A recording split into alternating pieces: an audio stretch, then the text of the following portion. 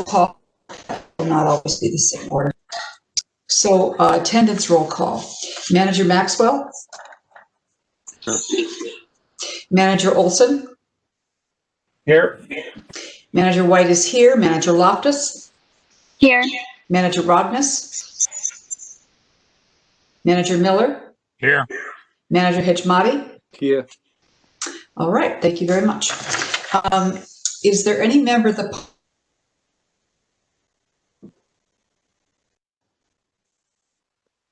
Then we'll move to approval of the agenda. There is one change up item 12.2 and 13.1, but with that change, is there a motion to approve the agenda? Move approval. Miller. Thank you, Manager Miller. Is there a second? Hitchmati, second. Manager Hitchmati. Approval of the agenda, Manager Hitchmati. Yeah, aye. Aye. Could you hear me? Thank you, Manager Hitchmati. Manager Loftus? I'll return to her.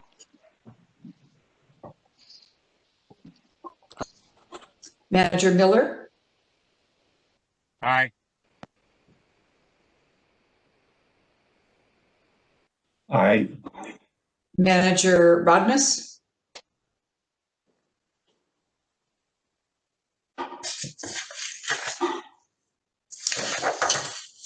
On the consent agenda this evening, we have approval of the September 24th, 2020 board minutes. Is there a motion to approve the consent agenda? Miller moves approval. Thank you, Miller. Is there a second? Hitchmati, second. Thank you, Manager Hitchmati. Now for voting on the consent agenda, Manager White votes aye. Manager Rognus? Aye. Thank you. Manager Olson? Aye. Manager Miller? Aye. Manager Maxwell? Aye. Manager Loftus? Aye. Manager Hitchmati? Aye. Thank you. Consent agenda is approved. I have two meetings to report on for as my report. I don't often say so, but Mr. Whisker for agenda planning, and we had that meeting recently. And just this morning, Manager President White, meeting, and the TIP meeting was, yes?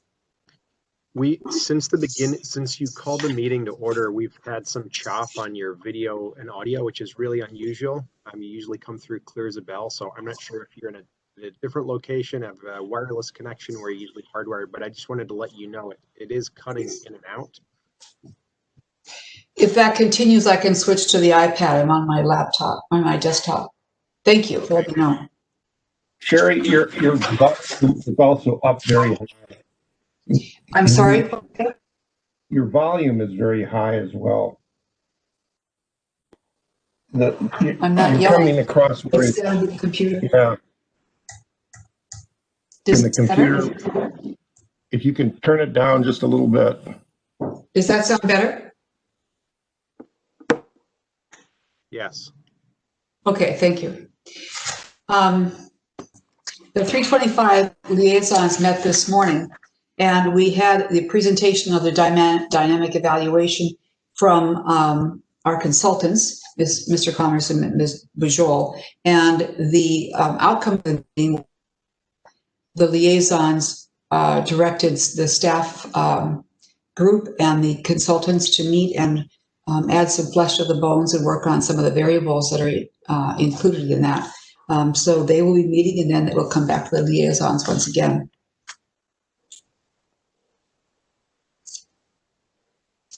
Okay.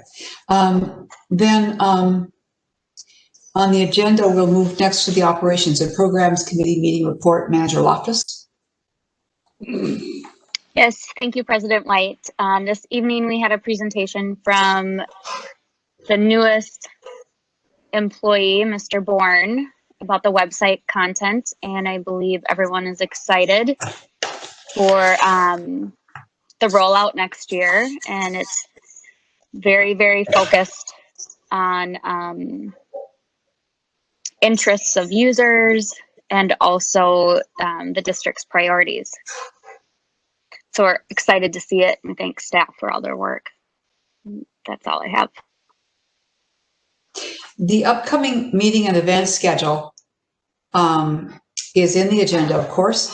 Manager Miller is the liaison for the October 14th Citizens Advisory Committee meeting. I am the appointed liaison for the October 20th Metro Mod meeting. All managers are welcome there. And the next two committee and board meetings are shown in the agenda, but just remember that we're meeting in Thursdays in November because of the holiday. Have to change up our calendars. And of course, these will all be by WebEx. We'll move to item 11.1, our first action item, which is resolution 20077. Mr. Whisker, and has my voice been steady, or should I try the other machine? It has. It seems to have settled down. I've noticed that we've had a number of people coming in and out of the meeting, so for now I'm chalking it up to that. We'll let you know if we have any other issues. So item 11.1, resolution 20077, President White, Board of Managers, is a resolution we discussed having staff develop at our previous meeting.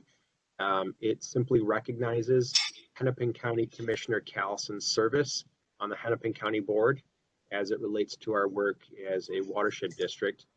Commissioner Callison will be attending our next meeting in October, at which time we can present the resolution before mailing her a framed and signed copy.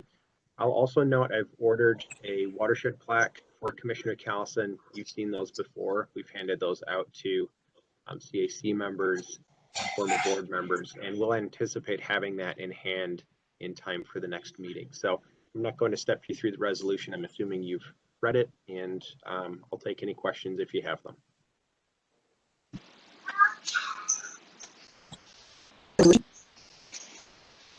Miller moves approval. Second. Thank you, Manager Loftus. Miller. Second, Manager Loftus, thank you. Any comment? If not, we'll go through the Manager Hitchmati, Aye. Manager Olson, Aye. Manager Miller, Aye. Manager Maxwell, Aye. Manager Loftus, Aye. Manager Rognus, Aye.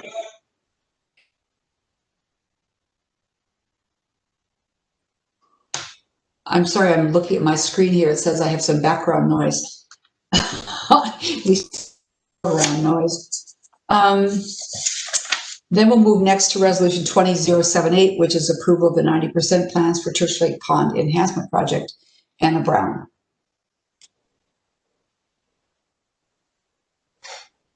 Hey, thank you, President White and managers. I'm going to just share my screen here.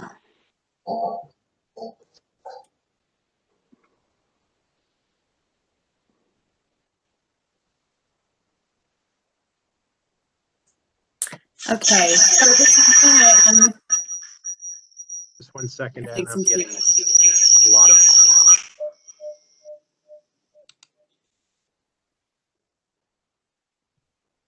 okay, try that again.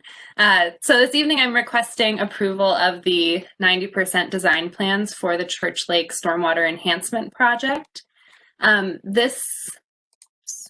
This project is a part of the East Auburn Stormwater Enhancement Project, which is a Bowser-funded retrofit of 2 stormwater ponds adjacent to downtown Victoria. After completion of that project in 2018, there remained about $60,000 in grant and match funds. So we've gone through the process of evaluating different opportunities to apply those funds. And we're recommending moving forward with this Church Lake Pond Enhancement Project. Because of the link to the East Auburn project, I'm going to start with a little bit of background and overview of that project and grant, since not everyone was here when that was imagined and approved. Then I'm going to summarize the supplemental analysis that we completed to identify project opportunities to apply those remaining funds. And then I'll conclude with an overview of the Church Lake project. And just so everyone kind of knows where we are in space, that large green star is downtown Victoria. And then in that red circle, you can see the small red star, and that's the location of the pond improvement project. And then Church Lake is kind of the broader drainage area.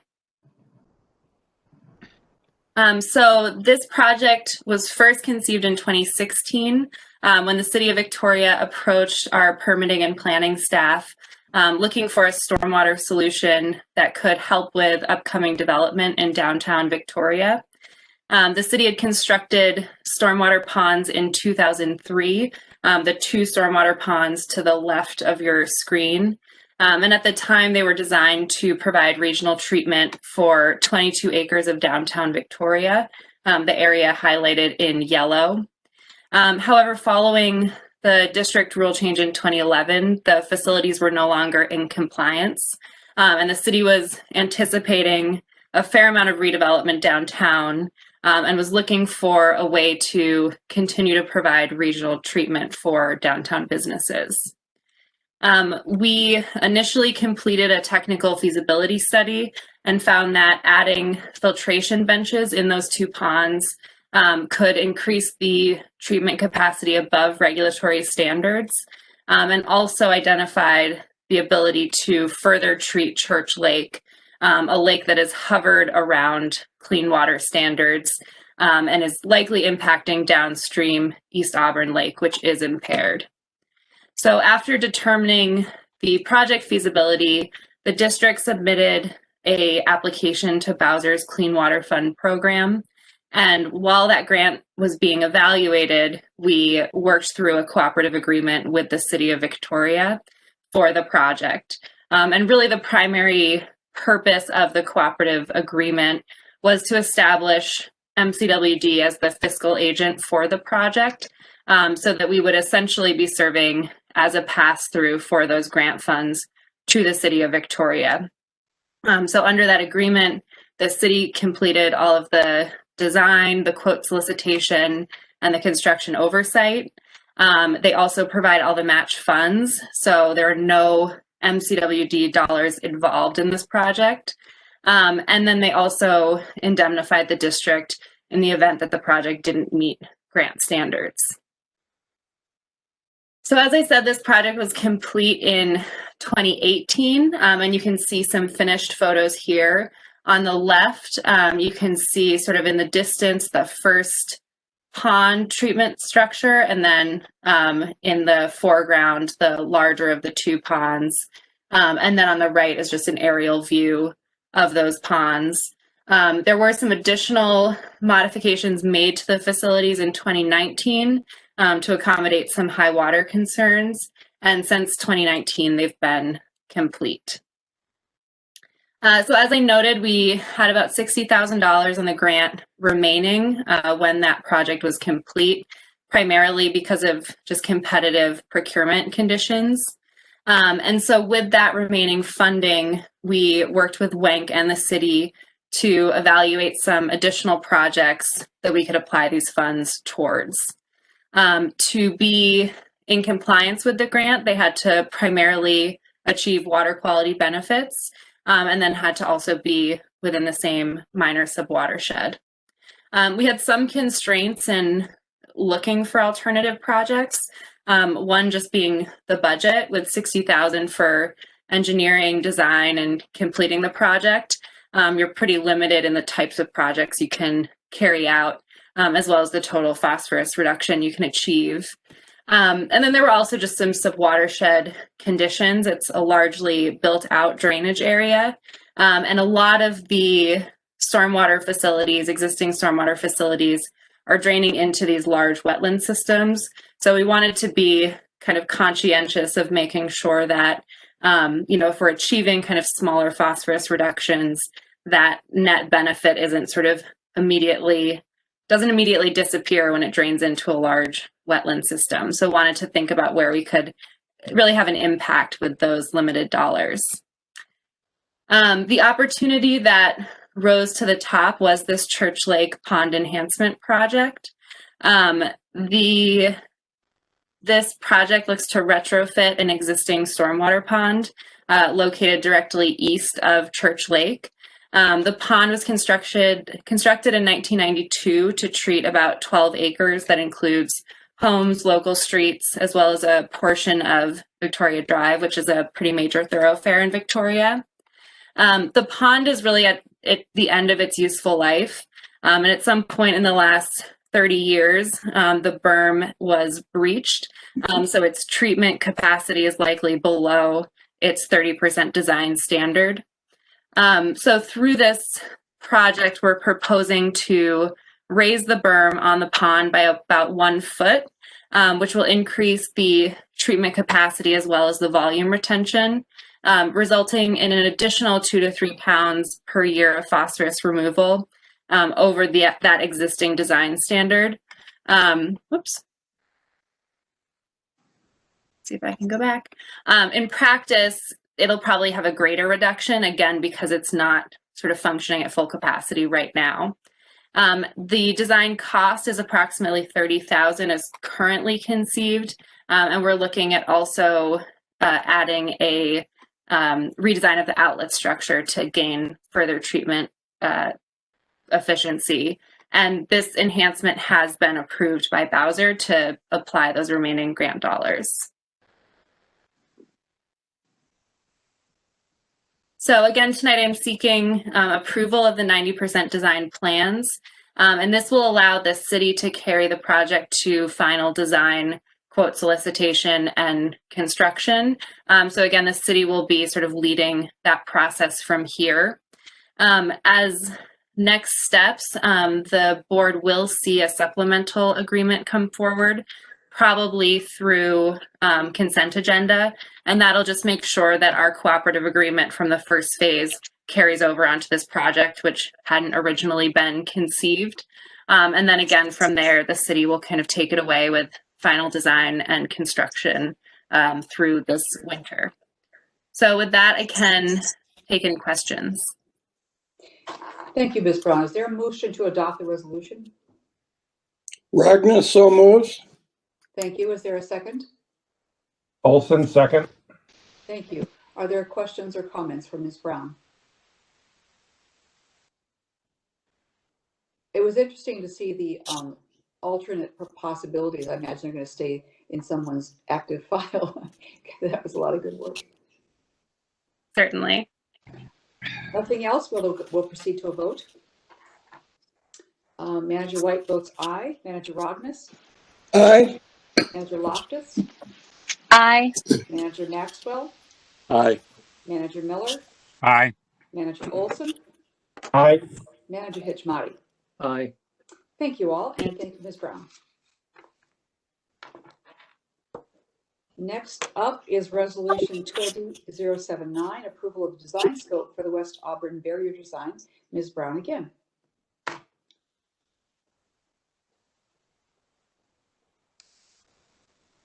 Thank you. It'll just take me a moment to transition all my screens.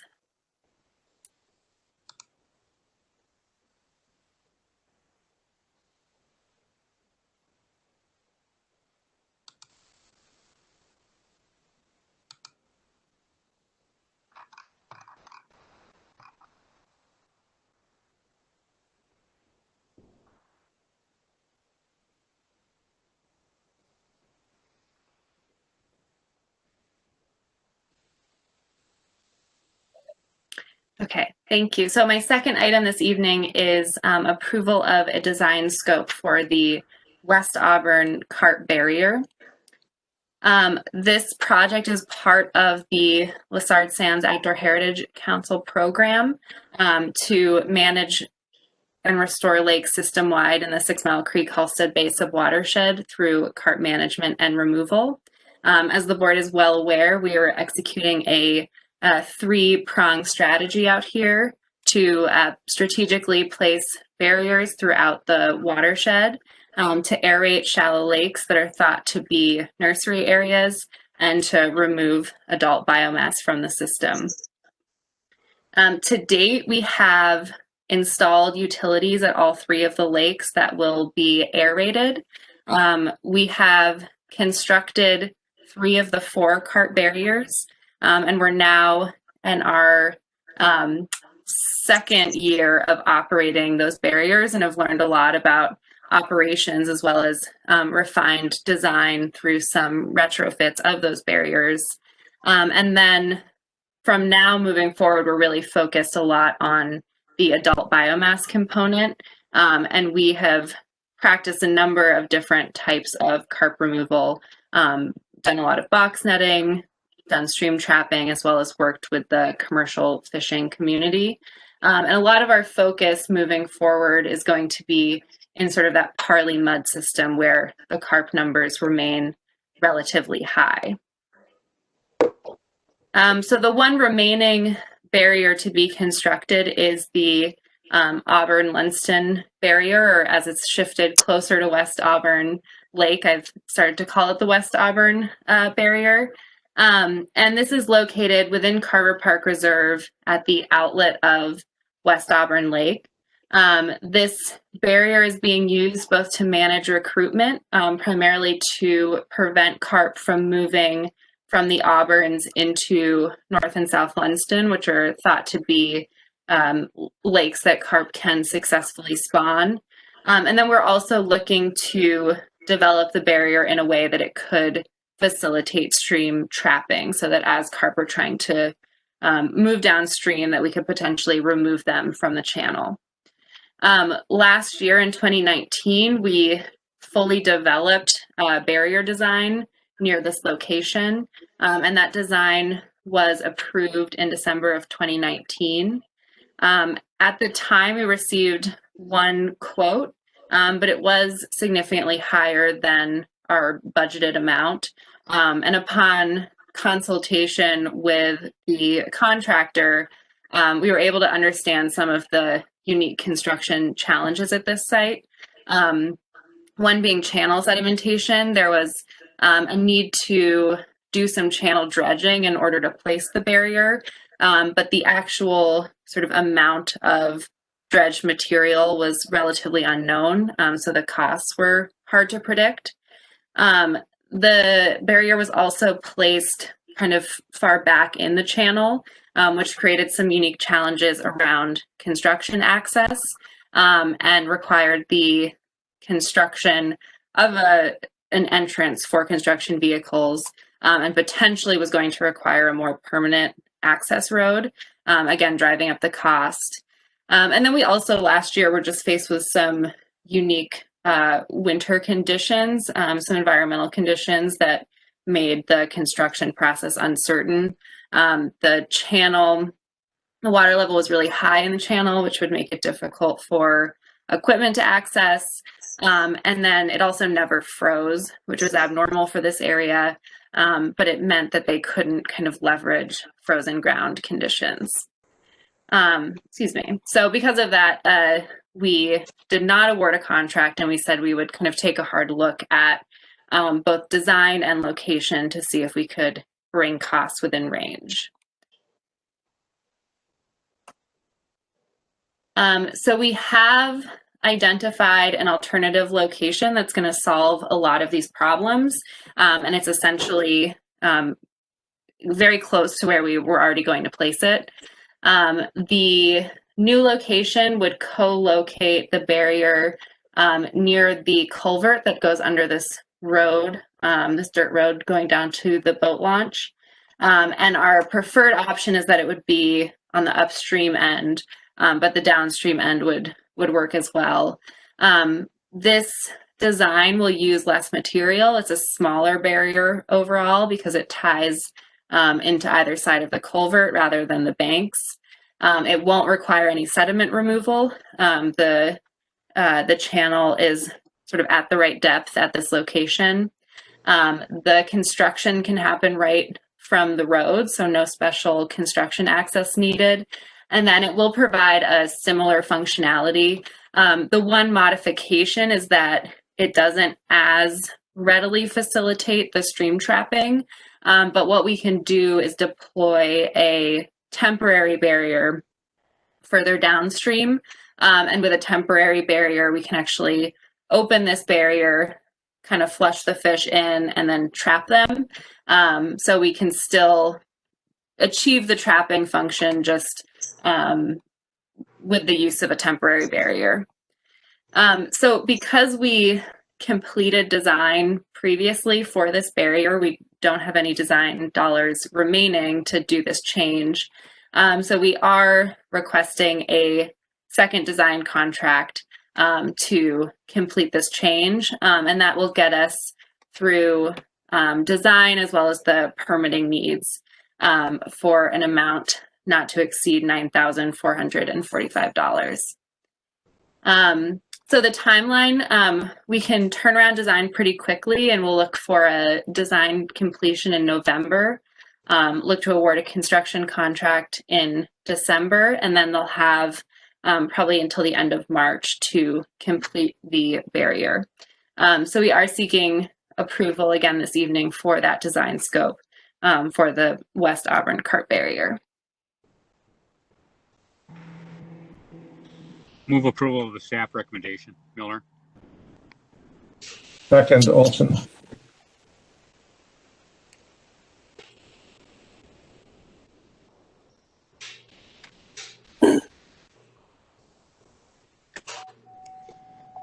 Say, I have a question regarding that option 2 on the barrier design. Yes, Manager Olson. If you had the barrier on the secondary side of the road, what I thought was option 1, you have the threat of having material that clogs up that barrier underneath the road, which would make cleaning out a lot tougher versus if debris were to come down and get stopped before it entered the culvert. So that option 2 looks like it makes more sense. Manager Olson, yeah, so option 1 is closer to West Auburn Lake is the preferred option, and that is in part because the debris management should be easier. You don't get as much flow there. You won't have as much coming through. You probably have reduced concern about beavers messing with it. So it's certainly our preference. We're just sort of leaving it open if the either Three Rivers or DNR has a strong preference for it being on the other side for any reason. Thank you.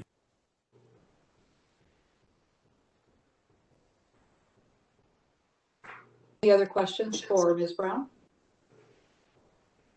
Then voting on the resolution, Manager Miller, Aye. Manager Olson, Aye. Manager White votes aye, Manager Rognus, Aye. Manager Loftus, Aye. Manager Hitchmati, Aye. Manager Maxwell. Aye.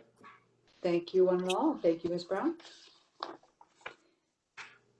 Then, as we discussed, I'm jumping ahead. We'll move to item 12.1. Manager Miller, you have a liaisons to 325 Lake Road stormwater design resolution. Yeah, I talked about this several weeks ago, and I thought it'd be best to put it in a resolution form so that it'd be an official action of the board rather than just a mere suggestion of mine to the staff.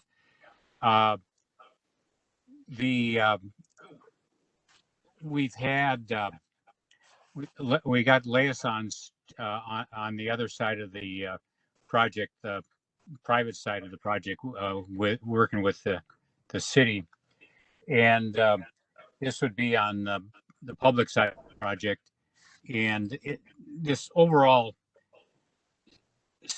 project is going to be the most expensive project we've ever undertaken at the watershed district, and I think it'd be helpful to have as much of the board fully engaged in the process and knowledgeable about all the details of the public side as possible. And I think as policymakers will be better served than just relying on staff recommendations, but have the knowledge and input of the board liaisons. So I move approval of the resolution. Thank you, Manager Miller. Is there a second?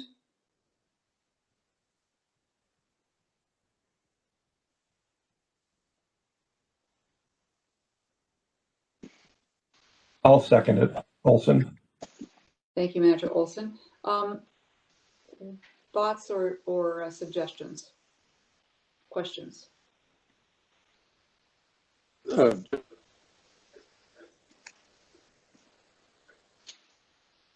Maybe a quick statement.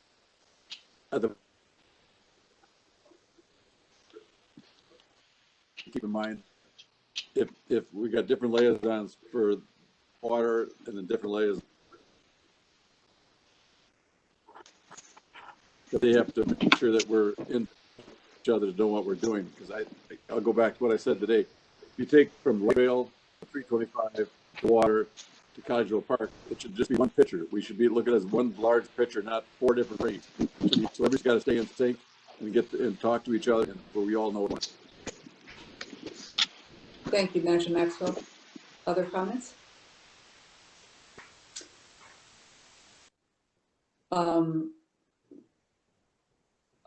The Manager Olson and Loftus and Rognus, you would be appointed if this resolution is adopted. What are your thoughts?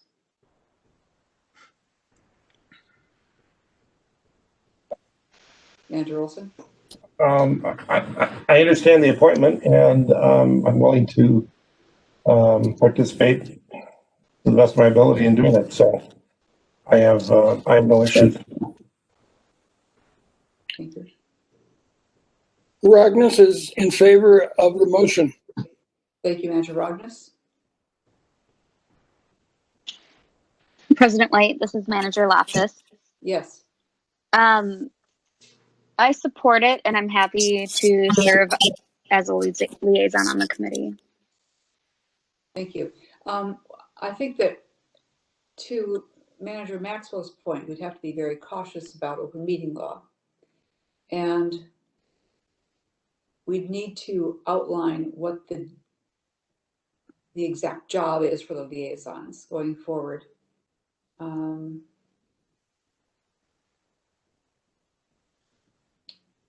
Anything else? Three managers does not make a quorum. Right. But I mean, if to Manager Maxwell's point, if we may want to make sure that the two sets of liaisons mesh up, we don't want to do that in a way that violates open meeting law. That was my only intent there. Point taken. Mr. Whisker, did you want to comment?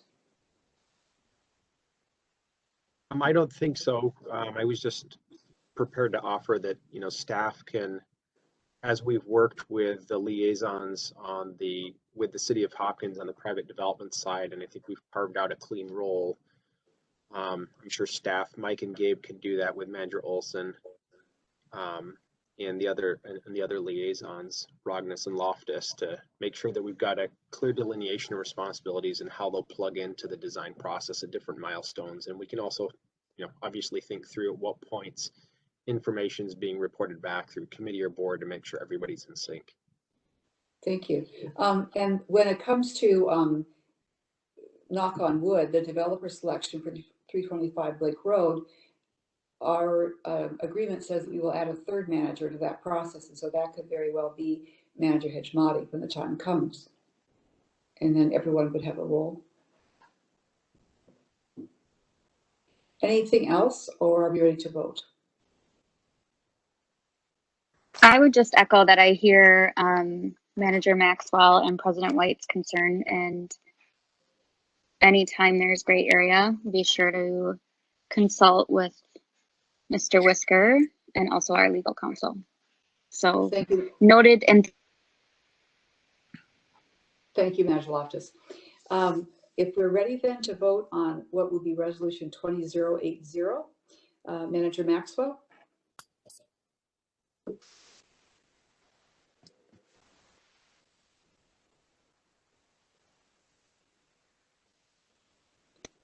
Manager Hejmati. Aye. Manager Loftus. aye. Manager Rognus. Aye. Manager White votes aye. Manager Olson. Aye. Manager Miller. Aye. Going back to Manager Maxwell. Aye. Thank you. Resolution is adopted.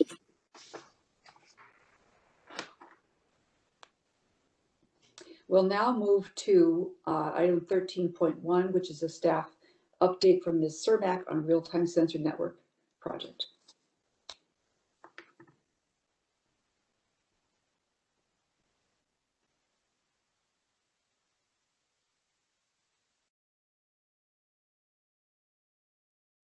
Kaylee, you're muted, so you know.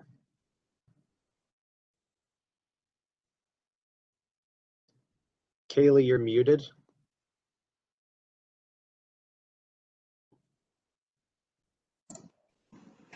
Sorry, the second I shared my screen, my WebEx options went away. So let me bring this back up. Yeah, they're when you do pull the screen up, they're hidden at the top when you Oh, okay. share. So That'll do it. All right, everyone can hear me okay and see the presentation? we can. Awesome. President White, Board of Managers, really excited to be here tonight to provide an update of where we're at with the real-time sensor network project. The volume and quality of data we're about to generate through this project is going to be really groundbreaking for the organization. We're going to have a minute-by-minute understanding of how water is flowing through the watershed and have access to that in real time. We're going to be able to see how an inch of rain falling in a wetland-dominated watershed like Painters, makes its way through differently than it does a system in Minneapolis. And kind of more excitingly, while this project is influential on its own, it really is step one, the foundation for a much grander vision we have to take the organization 5, 10, 15 years from now. And so it's important that we get this foundation piece right so we have those opportunities. So tonight I'm going to really spend time highlighting the accomplishments we've made so far this year to get that foundation set. And then we'll take some time at the end to go through how this really does set the stage for some exciting future opportunities. I'm going to go through a little bit of background just because it's been 8 months since the project was in front of the board last. But I'll spend a majority of the time here working through our areas of work that we tackled, go through what steps remain to get this project 100% implemented, and then we'll wrap up with that discussion about future applications. So while right now it's somewhat easy to think that this sensor network is kind of a fancy off-the-shelf solution, it really is an idea that was built from scratch by staff to solve a pretty simple problem. R&M just was not providing the amount of data that internal staff needed to do their jobs effectively. You've seen this graphic before, but these red dots kind of indicate how we would collect flow and water levels in the past, very discrete, routine every other week. And when Tiffany and Jana would come to me, send me an email the morning after a storm and say, the Western watershed got hit really hard. What are the flows looking like? I had two options. I could peek back at our data sheets and give them likely, a 7 to 10 day old reading, or we could deploy the troops and get out there and take measurements throughout the day and give them that understanding kind of by the end of the day. And both options just don't work and don't provide them with that immediate snapshot of, how is the whole system looking at this moment. And so as we, switch over to continuous, we're taking away this need to assume and kind of fill in the gaps of likely what's happening between these periods. And we're really gaining, we're going from one reading every 2 weeks to a reading every 5 minutes. And you can see from this blue line here, just the resolution of data we were missing out on. We were missing nearly every single peak by not having continuous sensors. And when we're talking about dam management and flood mitigation, these peaks are what really matter. That's where we see the flooding occur. That's where we see these intense nutrient loading events come through our systems. So at the very least, we knew this sensor network had to provide us with this granular level understanding, and we had to pair that with communication technology so that we could have access to that in real time and support our dam operation decisions. But we knew this sensor network had more potential than that.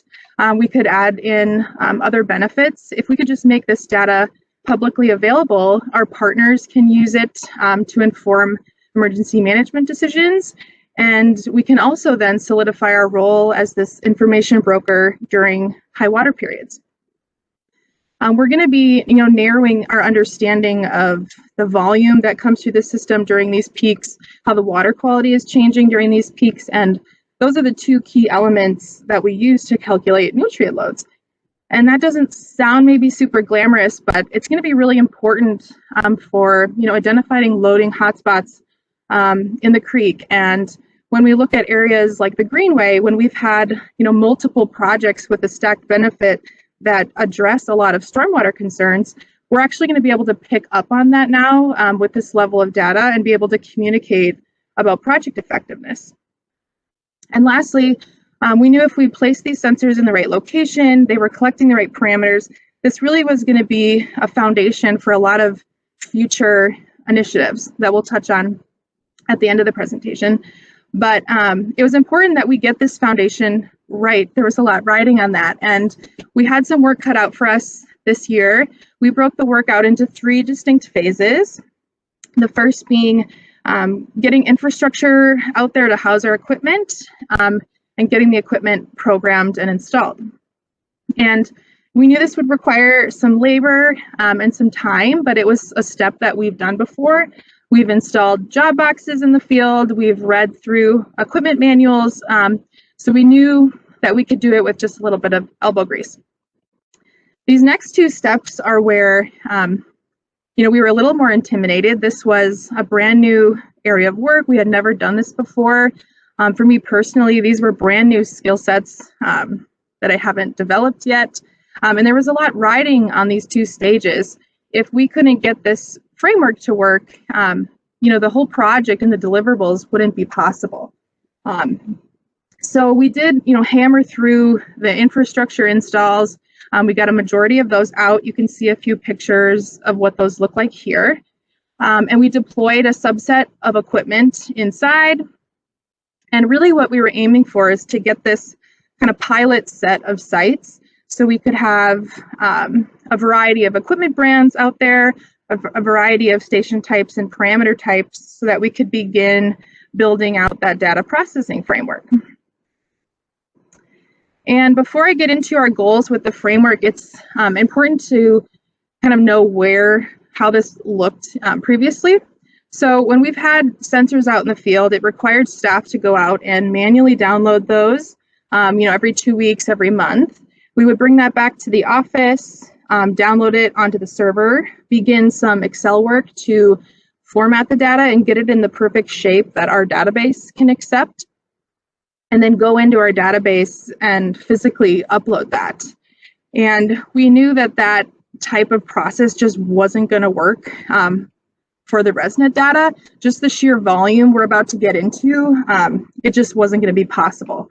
So we knew with this framework, we kind of had 3 main goals. One, it had to be fully automated so that nothing could prevent data from getting in real time, and staff didn't have to pay attention to it. It could be this completely hands-off system. Secondly, we wanted it to be easily replicated so that as we move beyond this pilot set and add in more and more stations, it's really more of a copy paste than having to rebuild this from scratch every time. And lastly, we wanted a really deep understanding of what was going on behind this data processing curtain.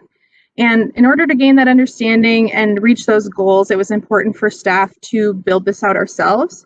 And that really started back in 2019 when we were doing equipment brand research and testing out units in-house to make sure they were reliable, they had the right capabilities that would make this framework possible.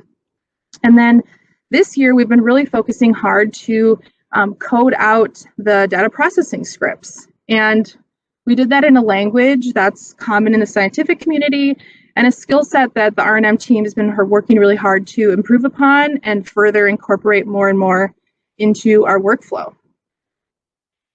And this could have been something that we, asked a consultant to develop for us, someone who codes for a living, does this every day. But we would have received it back, probably in a day, and it would have worked, but it would have been a black box. And staff would have not had any idea, what the code was getting at. If we wanted to change anything, we would have been, fairly reliant on them to help us. And so while, staff definitely spent a little more than a day to make this work, the struggle was worth it. We now have a complete line-by-line understanding of exactly what this code is doing to our data sets. And we're going to be really nimble moving forward. If we want to add in a site, add a parameter, change equipment brands, we can do all of that because we have such a institutional knowledge of this process. So excited to say we have it in place. The data is fully pipelined from the sensors collecting data in the field to our database in a fully automated way. So that's really exciting, but having data stored in real time, the benefit of that is really only realized if we can also share it in real time. And Alex touched on this at last board meeting with the IT update. The board's made a lot of substantial IT investments, and those investments have been critical for improving R&M's workflow and for particularly following through on this vision that we've had for the ResNet data. And one of these key elements is this module that sits on top of our database and essentially makes the data available externally to our partners, to websites, to our dashboard displays, whereas before it was more locked down and staff would have to go in and export data and send to our partners and upload to a website. So I think to showcase how beneficial and game-changing this is going to be for us in the future, I want to show the board a dashboard that staff have built ourselves to display the ResNet data. So I'm going to toggle over here. You guys still see the dashboard? Okay. So what's happening here is the second I hit this in my browsing tab, it's doing a live pull to our database, asking what is the most up-to-date data you have, the most up-to-date level and flow information for X amount of sites, so it can populate it. And our partners can do the same thing. So as you know, Hennepin County is bringing a substantial amount of sensors to the table through a FEMA hazard mitigation grant. And they want to have access to that data as well, even though we're going to be taking on the data and storing it. They'll be able to access our database in the exact same way and then populate their own Mesonet dashboard with the ResNet data. So it really does open up a lot of possibilities for us and our partners using the data moving forward.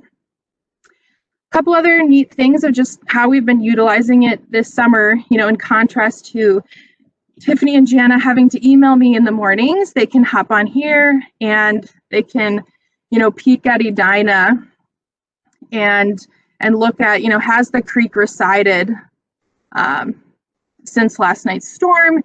Can they handle a little more discharge? They can pop over to our painter's site and look at elevation, and they can toggle to stream flow and see, are we keeping up with the flows coming into Lake Minnetonka with the current discharge? So that's been really beneficial, and you can tell by design here that it's a little more geared towards Tiffany and Jana's needs. Maybe the average Minnehaha Creek.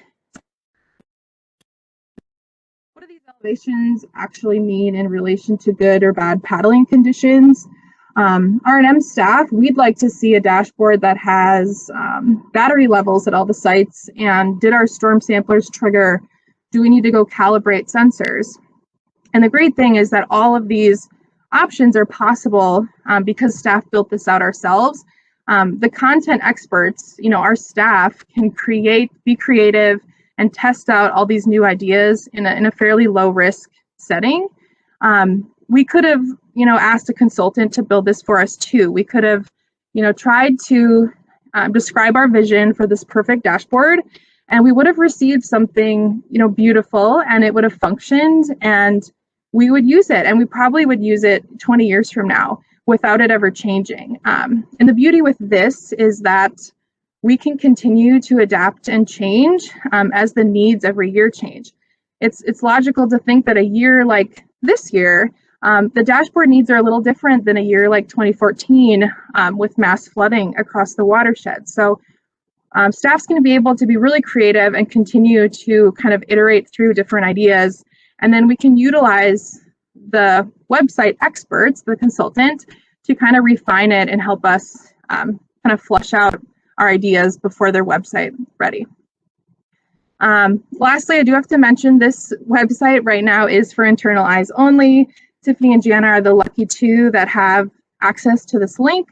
We're trying to flush out a few more things this winter, get some quality control measures in place, and then have a website developer just look over this and make sure we're following kind of best general practice since we're fairly new to developing these.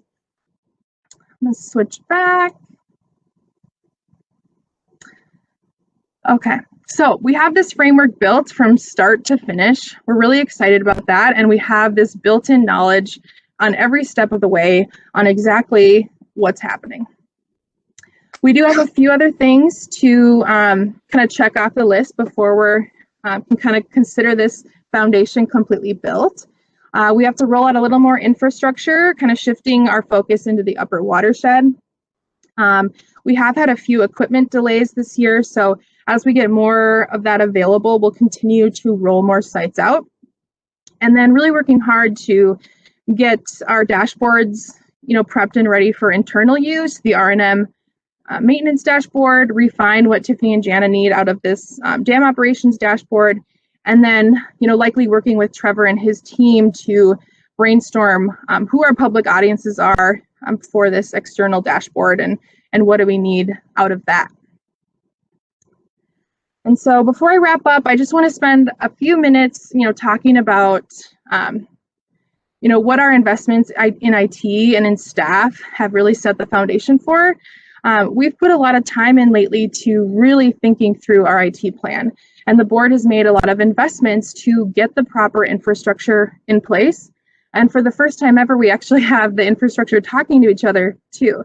And staff has taken a lot of time to understand how data is flowing through our organization, how it needs to flow through the organization to make its way to an impactful result. And Resident is kind of a perfect example, project example of having those two things in line. And by gaining that institutional knowledge and understanding that, we're able to build upon that project. So, while right now this year we've only had this test pilot set of sites, Tiffany and Jana have already found more value in that one incoming flow at Painters than they did previous years with all of those discrete measurements combined. And to give you a little bit more of an example, we had a low water year compared to recent, and we were getting some complaints and concerns that we just weren't letting out enough water and the creek was too low. And we were able to see and witness during this dry summer that Painters, a watershed dominated by wetlands, even with an inch or more rain event, we would barely see the hydrograph spike at all. The wetlands were really doing their job well. And so combining that, that inference we were gaining with our long range forecast, we were able to feel really confident that we had to keep discharge at a minimum in order to discharge through the fall. And you've seen through Tiffany's email this week that we were able to do that, and the dam was able to stay open until this week. In moving into phase 2, we're going to have 25 of those sites available for decision making. We're going to have dashboards built out internally and for public use. We're going to start utilizing all this ResNet data to calibrate our 2D model builds. Moving into phase 3, we're going to start having the machine learning model available. So not only can Tiffany and Jana look at the dashboard for real-time conditions, they're also going to have access to what our stream levels and stream flow is going to look like in 3 days based on the forecast. And that's going to be really critical for operating the dam more proactively and for our partners being able to make more proactive dam decisions.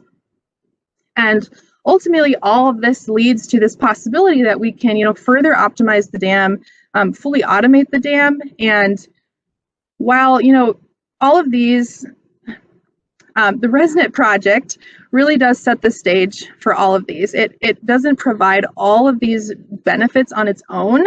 But phase 2, phase 3, phase 4 opportunities aren't possible without this solid ResNet foundation. So kudos to the board for making this, investment in this initiative and sending us kind of on this exciting trajectory. And really where this is ultimately taking us is with each phase, we're removing uncertainty in our decision making. With each phase, we're learning more with our data, we're utilizing our data more, and going to feel really more confident at a staff level and a board level in our decision making.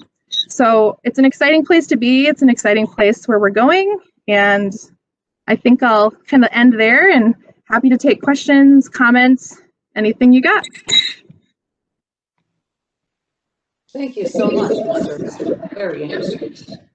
Any comments or questions for Ms. Cermak? Yeah, I do. Manager Miller Miller. here. If I got the floor? Yes, you have.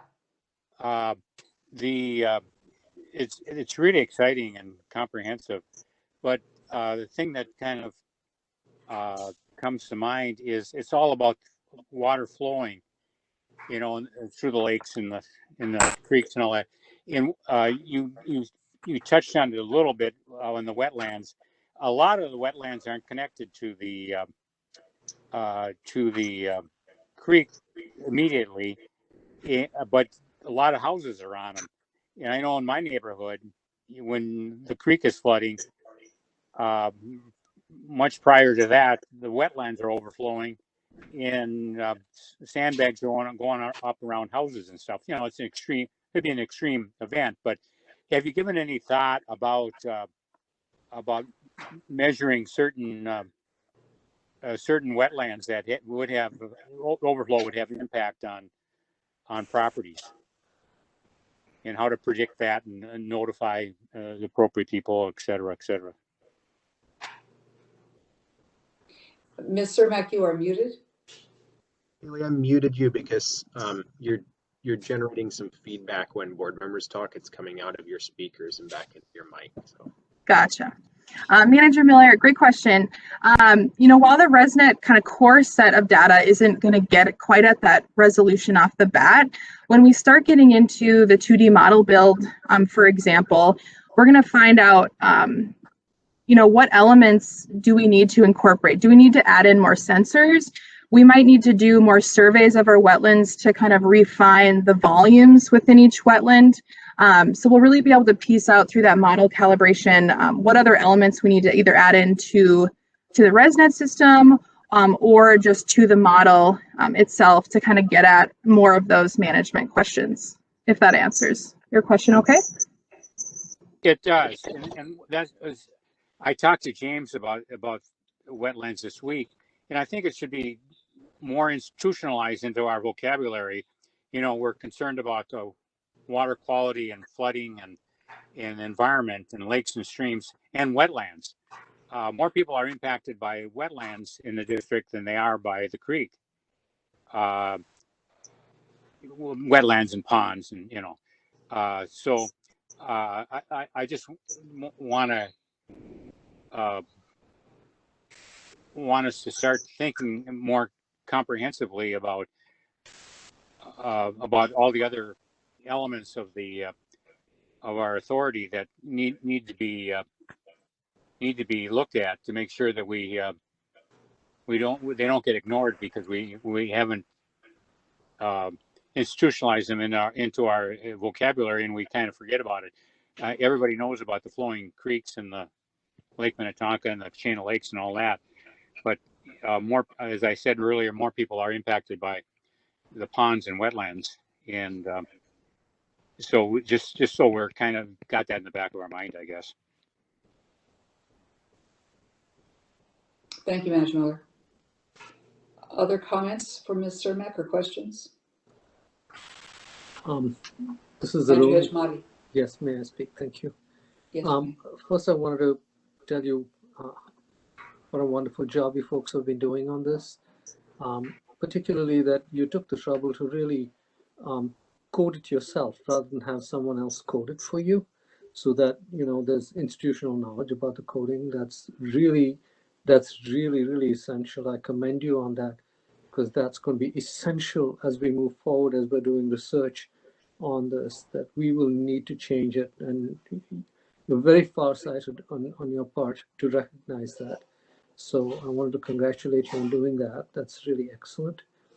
I had a question about that. Are there,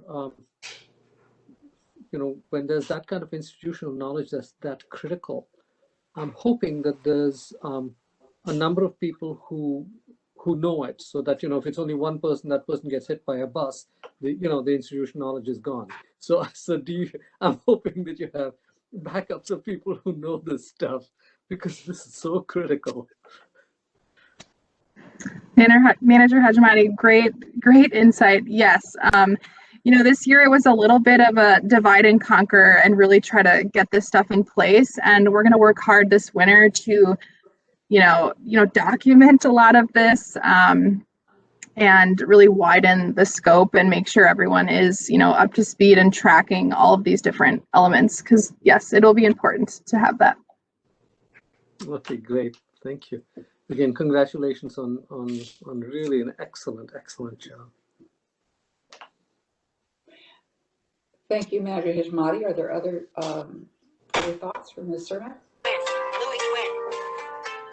That was exciting. President White, this is Manager Loftus. Go ahead. I just wanted to thank Ms. Cermak and her department for putting in that extra work of doing it yourself.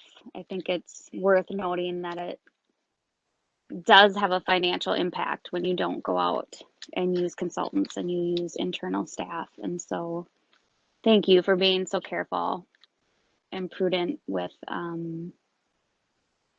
budget dollars and providing a service at a really great value that you did internally. So thank you. Thank you, Manager Loftus. I would say that it's really gratifying in general to be linked to this organization that has staff that are constantly trying to improve their skills and add skills, and it just makes us a more successful and also interesting organization. Anything else from Ms. Cermak before we let her go? I was just going to say that I tweeted the link. You tweeted the link for? It was a poor time joke. Kaylee sent the link to the map, and the dashboard's internal for now. Oh, I see. Okay. Sorry, I didn't get the joke. Ms. Cermak, thank you very much. Appreciate it.